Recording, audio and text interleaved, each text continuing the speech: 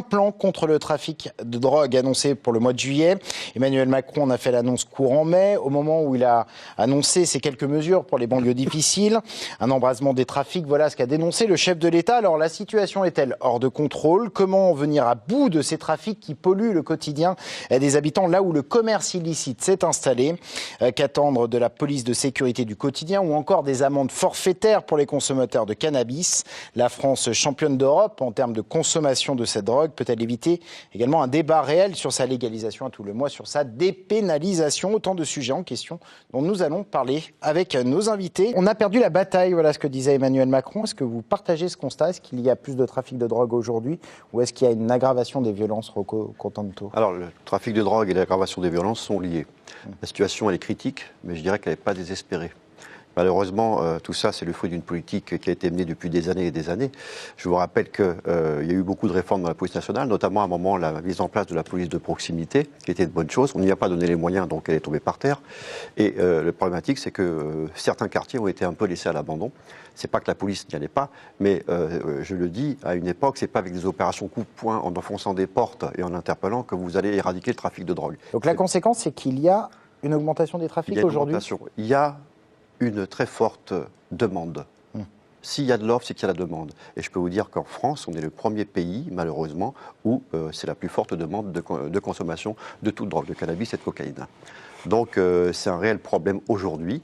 Et alors, il faut s'y attaquer, je pourrai vous en parler plus tard, mais la situation est très critique, puisqu'il y a certains quartiers qui sont en total, où la police rentre, mais elle ne peut y rentrer que dans le cadre d'opérations ciblées, puisque vous ne pouvez plus mettre 3-4 îlotés dans une cité, parce qu'ils vont se faire caillasser, et le pire peut arriver. Ni les opérations coup de poing ne marchent, selon lui, ni la police de proximité. Alors tout à fait. En fait, il faudrait entre guillemets un mix des deux, parce qu'une opération coup de poing, vous en faites une, c'était un moment très pratiqué entre 2007 et 2012.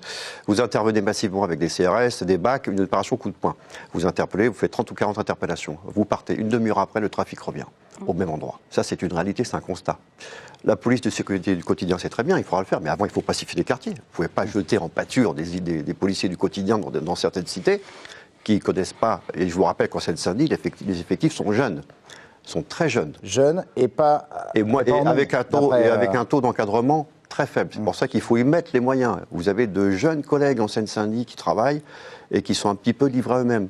Donc ça, c'est important. Rocco Contanto, Saint-Ouen, Bagnolet, des villes qui sont polluées par le trafic de drogue. Quels sont les points chauds en Ile-de-France et quels sont les problèmes qu'on y trouve? Écoutez, la nature ayant horreur du vide, malheureusement, la Seine-Saint-Denis a le pompon, entre guillemets, excusez-moi de parler comme ça, parce que effectivement, les moyens, les collègues font ce qu'ils veulent, mais comme ils sont en défaut de moyens et d'effectifs, mathématiquement, le trafic de drogue devient plus dur. Mais vous pouvez extrapoler aussi sur tous les départements de la petite couronne, y compris à Paris, sur les arrondissements périphériques, 18e, 19e, 20e arrondissement, les Hauts-de-Seine de Gennevilliers, l'Essonne, et la province, parce qu'on parle de Paris et de l'Île-de-France, mais aussi en province. Donc on va rester sur l'Île-de-France. C'est essentiellement du trafic de cannabis. Alors majoritairement du trafic de cannabis, c'est ce qui génère le plus de profit. Et puis je rajouterai un petit mot, c'est qu'on voit un fait un peu nouveau, c'est qu'à l'époque, il y avait des réseaux structurés avec certains barons qui étaient là, qui faisaient un peu la loi dans leur quartier. Maintenant, vous avez des nouveaux réseaux qui se mettent en place avec des jeunes, souvent mineurs, qui sont un peu casse-cou, très violents, et qui justement essaient de se créer au sein de la cité leur propre réseau, ce qui génère souvent des conflits, on le voit à Marseille, avec des règlements de compte qui s'amplifient. Ça c'est entre guillemets, la nouveauté de ces dernières années, les règlements de compte avec armes à feu. C'est ultra violent, oui. On voit une violence qui est en train de s'accroître. Les circuits d'approvisionnement sur le cannabis, c'est quoi? Maroc, il y a une déferlante aussi peut-être il y a eu une déferlante il y a une dizaine d'années des bœufs d'Europe du Nord, c'est ça? Aussi, Maghreb, Maroc, et puis aussi d'autres pays beaucoup plus lointains, comme la Colombie, notamment pour la cocaïne. C'est là-dessus qu'il faut s'attaquer. C'est un peu pieux, mais c'est là-dessus qu'il faut s'attaquer. Les pays producteurs, enfin bon. Il fut l'un des premiers à prôner la légalisation du cannabis pour venir à bout des trafics de drogue. Stéphane Gatignon, l'ex-maire de Sevran, n'a pas changé d'avis.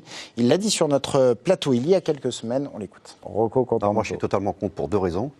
Déjà, ça va générer mathématiquement une exponentialité des consommateurs de cannabis. Ça va générer un problème de santé publique. Et ensuite, je vous renvoie aux accidents de la route. provoqués par des personnes sous stupéfiants. Oui, mais dans les Qui faits, sont aujourd'hui, on est déjà augmentation- champion de France de Oui, consommation. C'est un peu la question qui se pose. Ça sera encore pire. Rocco Contanto, la forfaitisation qui va se mettre en place soulagerait les forces à hauteur de 8% quand on parle d'activité policière et permettrait d'économiser 230 millions d'euros. Alors ça, par contre, c'est une bonne... Le think tank Terra Nova avait imaginé qu'en cas de légalisation, ça permettrait de rapporter 2 milliards d'euros Là, et de largement soulager La très rapidement. forfaitisation, c'est une bonne chose pour les petites quantités de cannabis. Ça évite déjà des procédures hyper lourdes pour très peu de cannabis. Ça permet à mes collègues d'être plus sur le terrain, parce que pour 3 grammes de cannabis, vous n'imaginez pas ce qu'il faut, si vous faites l'affaire, ce qu'il faut faire comme procédure. Donc là, c'est une bonne chose. Et là, vous tapez les gens en porte-monnaie. Là, c'est un peu dissuasif. Ouais. Mais ça reste pour les petites quantités, soyons très clairs.